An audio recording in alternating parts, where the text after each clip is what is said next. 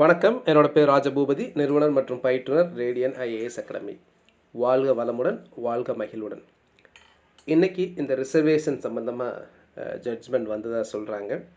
So நான் இன்னும் அஃபிஷியலாக பார்க்கல. ஸோ இந்த டெலிகிராம் குரூப், இப்போ நீங்கள் பார்த்துக்கிட்டு இருக்கீங்களே, இந்த டெலிகிராம் சேனல் தான் அவங்க தான் இந்த கேசஸ் எல்லாம் போட்டாங்க. ஸோ இந்த crowd funding for horizontal reservation அப்படிங்கிறது. ஸோ இங்கே தான் உங்களுக்கு ஆத்தென்டிக் இன்ஃபர்மேஷன்ஸ் எல்லாமே கிடைக்கும். ஸோ இவங்களே இன்னும் ரிலீஸ் பண்ணலை. ஸோ அதுக்கு முன்னாடி பார்த்திங்கன்னா நிறைய அன்அஃபிஷியலாக நிறைய பேர் பண்ணியிருக்கிறாங்க. அதாவது இது வரைக்கும் நடந்ததை ஒன்றும் பண்ணாமல், இந்த இப்போ கரண்ட்டில் இருக்கிறதுக்கும் பண்ணாமல், இனிமேல் வர்றதை பண்ணுவதற்கு ஒரு ரெக்கமெண்டேஷன்ஸ் மாதிரி, பரிந்துரைகள் மாதிரி தான் பண்ணுறதா அப்படின்ற மாதிரி சொல்கிறாங்க. ஸோ இது எந்த அளவுக்கு உண்மை அப்படிங்கிறது தெரியலை. எதுவுமே அந்த அஃபிஷியல் காப்பி வந்தால் தான் தெரியும். சப்போஸ் இவங்க கூறினது, இவங்க இப்போ சொன்ன மாதிரி இது உண்மையாக இருந்தால், நமக்கு தெரியும் இந்த குரூப் 2 எக்ஸாமினேஷன், இந்த குரூப் 4 இது வரைக்கும் நிறைய பாதிக்கப்பட்டாங்க.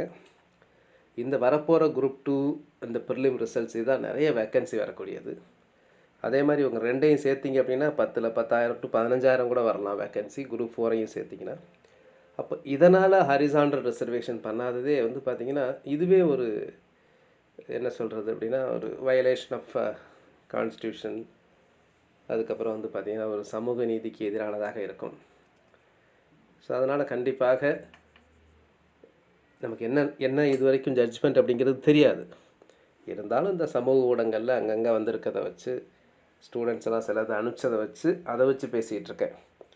அதில் சொன்னது என்ன சொல்லியிருக்கிறாங்க அப்படின்னா, இப்போ நடந்துக்கிட்டு இருக்க ஆன்கோயிங்க்கு அது இருக்காது, இனிமேல் வர்றதில் தான் இருக்கலாம்.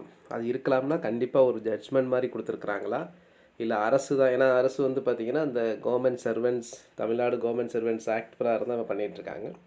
அப்போ அதில் மாடிஃபை பண்ண போகிறாங்களா? அப்போ அதுக்கு டைம் ஆகும். இப்போ அசம்பிளி கூடின பின்னாடி அது சட்டமன்றத்தில் போட்டு அதுக்கப்புறம் ஜிஓ பாஸ் பண்ண பின்னாடி தான் அதுக்கப்புறம் நடக்கும். ஸோ அதை வச்சு பண்ணுறாங்க. நான் ஏற்கனவே சொல்லியிருக்கேன் சரிங்களா. இந்த ரிசல்ட்ஸ் டிலே ஆனாலும் பிரச்சனை இல்லை. இப்போ சில பேர் சொல்கிறாங்க இன்றைக்கி வந்த உடனே இன்றைக்கி ரிசல்ட்ஸ் வந்துடும் அப்படின்ட்டு. அவங்க ரிசல்ட்ஸ் இந்த இதுக்காக ஜட்ஜ்மெண்ட்டுக்காக வெயிட் பண்ணாங்களா அப்படிங்கிறது கூட நமக்கு தெரியாது. ஸோ எதுவாக இருந்தாலும் ரிசல்ட்ஸ் கூட டிலே ஆகலாம், ஒன்றும் பிரச்சனை கிடையாது. ஆனால் எந்த ஒரு இதாலையும் யாரும் பாதிக்கக்கூடாது, யாருக்கும் பாதகமாகவும் இருக்கக்கூடாது, யாருக்கும் சாதகமாகவும் இருக்கக்கூடாது. ஸோ அந்த மாதிரி தான் டிஎன்பிஎஸ்சி பண்ணணும். ஸோ அந்த மாதிரி தான் ஒரு தீர்ப்பு நம்ம எதிர்பார்க்குறோம். ஸோ அதனால் இப்போதைக்கு இது எதுக்கு அப்படின்னா, நிறைய பேர் கேட்டுட்ருக்கீங்க சார் என்ன தீர்ப்பு அப்படின்ற மாதிரி இருக்கும். ஏன்னா எனக்கு இப்போ தீர்ப்புங்கிறது காலையில் வந்ததுன்னு எனக்கு மார்னிங் ஃபுல்லாக இப்போ ஒரு கிளாஸஸ் இருந்தது. ஸோ அதெல்லாம் முடித்த பின்னாடி தான் அதெல்லாம் சொன்னாங்க. ஸோ அதனால் அதுக்காக ஒரு இந்த வீடியோ நான் ஒரு ஸ்க்ரீன் ரெக்கார்டிங்கில் மொபைலில் இருந்து இதை அப்லோட் பண்ணுறேன். ஸோ அதனால் அஃபிஷியலாக இந்த சேனல் பாருங்கள், crowd funding for horizontal reservation அப்படிங்கிறது அந்த சேனல் நேம், சரிங்களா? ஸோ இதில் நீங்கள் பாருங்கள். ஸோ இதில் தான் உங்களுக்கு பார்த்திங்கன்னா இந்த அஃபிஷியலாக என்ன இன்ஃபர்மேஷன்ஸ், இப்போ சப்போஸ் வந்துட்டால் கூட உங்களுக்குரிய இன்ஃபர்மேஷன்ஸ் எல்லாமே இதில் உங்களுக்கு வந்துடும். ஸோ அது வரைக்கும் பார்த்திங்கன்னா மற்ற அது அஃபிஷியலாக அப்படின்னு தெரியாது.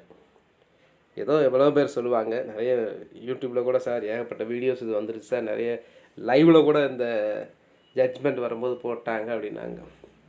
எனக்கு தெரியல. இப்போ இவங்க தான் கேசஸே கஷ்டப்பட்டு எவ்வளோ கிட்டத்தட்ட 1 வருஷத்துக்கு மேலாக, ரொம்ப 2 வருஷம் கூட இருக்கும்னு நினைக்கிறேன். ஸோ அந்த மாதிரி ஒரு ஆர்கனைஸாக பண்ணி ஒவ்வொருத்தங்கள்ட்டையும் 100 ரூபா, 50 ரூபா, 10 ரூபா கூட அந்த மாதிரி கூட போட்டு அந்த மாதிரி கலெக்ட் பண்ணி கஷ்டப்பட்டு இந்த கேஸை அவங்க எல்லாம் படிக்கிறவங்க, சரிங்களா, அதோடு சேர்ந்து நடத்திக்கிட்டு இருக்கிறாங்க. ஸோ இவங்களுக்கு ஹெல்ப் பண்ணலைனாலும் இவங்களை உபத்திரம் பண்ணாமல் இருங்க. அவங்க வழியில் விட்டவங்களால ஒரு நல்ல தீர்ப்பு வரும். நன்றி. ஸோ எதாவது அப்டேட்னா உடனே அப்டேட்டுன்னு என்கிட்ட எதிர்பார்க்காதீங்க. எனக்கு கிடச்சதுன்னா என்னால் முடிஞ்ச வரைக்கும் டைம் இருந்தது அப்படின்னா ஒதுக்கி நான் பண்ணுவேன். ரொம்ப முக்கியமானதாக இருந்தால். மற்றபடி முக்கியமானதாக இல்லை அப்படின்னா நான் அப்டேட்டை கொடுக்க மாட்டேன். அவ்வளோதான். நன்றிங்க.